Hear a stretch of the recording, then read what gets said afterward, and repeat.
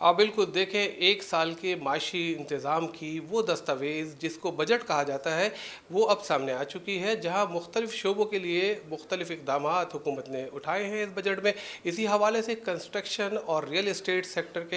کے لیے بھی جو ہے بجٹ جو ہے کچھ اچھا اور بہتر، پچھلے بجٹوں کے مقابلے میں کچھ بہتر بجٹ قرار دیا جا رہا ہے۔ لیکن اس میں کیا ایسے مطالبات تھے جو آباد کے گورنمنٹ سے کیے گئے تھے اور وہ اس میں پورے ہوئے یا نہیں؟ ہمارے ساتھ موجود ہیں سینئر وائس چیئرمین آباد افضل حمید۔ ہم انہی سے جانتے ہیں کہ وہ اس بجٹ میں جو ہے ان کی جو توقعات تھی وہ پوری ہوئیں یا نہیں، اور اس بجٹ میں ان کے لیے کیا ہے۔ شکریہ رضوان علم۔ دیکھیں، اگر ہم 2026-27 کے بجٹ کی بات کریں تو یہ بجٹ کنسٹرکشن انڈسٹری اور کنسٹرکشن سیکٹر کے لیے خوش آئند ہمیں اور ایک اچھا اور بہتر بجٹ نظر آتا ہے جو اقدامات لیے گئے ہیں۔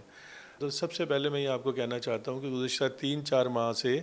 ہم یہ دیکھ رہے ہیں کہ کنسٹرکشن انڈسٹری کے حوالے سے حکومت کے اندر سنجیدگی محسوس ہو رہی ہے، اور وہ جو بھی اس کے لیے میجرز لے رہے ہیں وہ بہت پازیٹیو سائن ہیں اس میں۔ جیسا کہ ابھی آپ نے سنا ہوگا کہ اس میں انہوں نے 236C اور 236K یعنی کہ جو پراپرٹی خریدتے اور فروخت کرتے وقت جو ٹیکس ہے اس کے اندر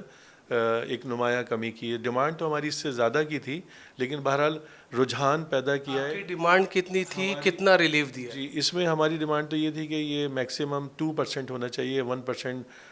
سی 236C اور 1% 236K، لیکن بہرحال انہوں نے پہلے 6% تھا، اب اس کو انہوں نے 2% کم کر کے 4% پہ لے کے آئے ہیں۔ لیکن اس کے ساتھ ساتھ ایک اور چیز ایسی جس کو ہم ٹرانزیکشن کاسٹ کہتے ہیں۔ ٹرانزیکشن کاسٹ وہ ہوتی ہے کہ جب آپ کوئی پراپرٹی پرچیز کر رہے ہوتے ہیں تو پرچیز کرتے وقت آپ کو مختلف قسم کے ٹیکس دینے پڑتے ہیں، جو کہ اس وقت 12% ہے، اور ہمارا کہنا یہ تھا کہ یہ 12% کی جگہ 2% ہونا چاہیے، یعنی کہ 1% اگر وفاق لے اور 1% صوبہ لے لیں۔ اس کے نتیجے میں ایک تو یہ ہے کہ جیسے آپ سنتے ہوں گے کہ پراپرٹی جو FBR ویلیو ہے وہ کچھ اور ہے اور مارکیٹ ویلیو کچھ اور ہے۔ تو اگر یہ 2% ٹرانزیکشن کاسٹ پر آ جائے تو پراپرٹی آہستہ آہستہ ٹرانسفر جو ہے وہ مارکیٹ ریٹ پہ ہونی شروع ہو جائے گی۔ اس کے نتیجے میں ایک فائدہ یہ ہوگا کہ یہ جو گیپ ہے FBR ویلیو کا اور مارکیٹ ویلیو کا، یہ ختم ہونا شروع ہوگا، اور یہ ایک جس کو ہم کہتے ہیں کہ وائٹ اکنامی کی طرف جانا شروع ہو جائے گی، اور اس کے نتیجے میں ریئل اسٹیٹ سیکٹر میں فورن ڈائریکٹ انویسٹمنٹ بھی آئے گی، اور ہمارا جو ڈومیسٹک انویسٹر ہے کہ وہ بھی اس کا رجحان بھی اس طرف پیدا ہوگا۔ تو یہ ایک ایسی بات ہے جو انہوں نے ابھی اس پہ عمل نہیں کیا، لیکن مجھے لگتا ہے کہ آنے والے دنوں میں ضرور اس کے اوپر کوئی نہ کوئی چیز وہ سوچیں گے بھی، اور اس ٹرانزیکشن کاسٹ کو بھی کم کریں گے۔ اور اگر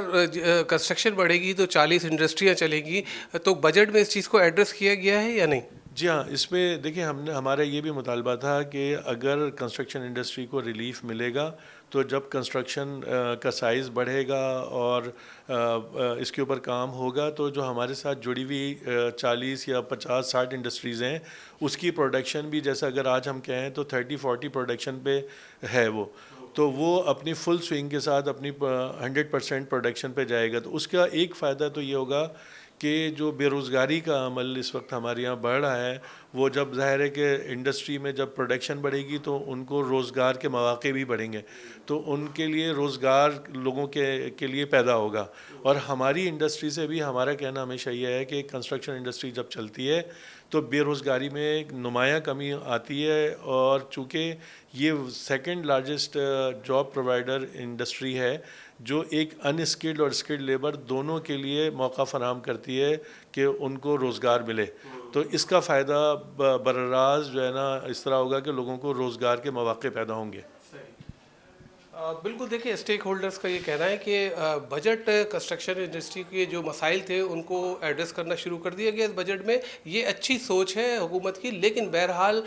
جس طرح سے وہ بجٹ میں توقعات لگا رہے تھے وہ پوری نہیں ہوئی ہیں، لیکن خیر یہ ہے کہ شروعات ہو رہا یہ ایک اچھی بات ہے، اور اس کے لیے آئندہ جو ہے اس کی جو ہے مزید اس میں بہتری لائی جا سکتی ہے، اور ان کی حکومت سے رابطے اس حوالے سے جاری ہیں۔ جی